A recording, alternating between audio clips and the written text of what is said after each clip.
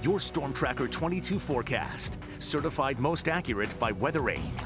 Welcome back to WJCL 22 Morning News. Thursday morning, 5:15 is the time. And before we talk about this foggy weather this morning, warm temperatures we'll see today, let's track out Hurricane Delta and show you where it's going to head. This is, of course, the big weather story across, as we're going to see over the next 2 days, maybe even 3 days as it moves across Mississippi by the weekend. But notice Category 1 hurricanes that moved off the coast of Yucatan Peninsula. Now it's up to a Category 2 hurricane as it is beginning to strengthen. The hurricane reconnaissance plane been flying through this and pressures have been slowly dropping a little bit.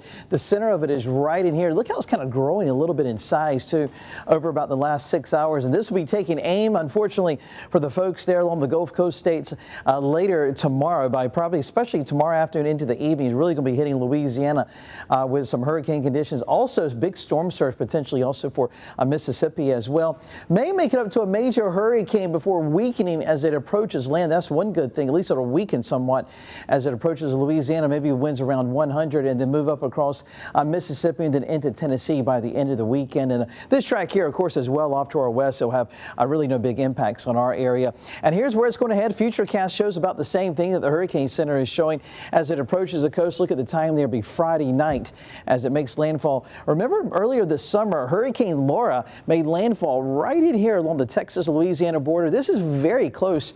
The same areas got hit hard with Laura may get hit hard again, unfortunately, from Delta.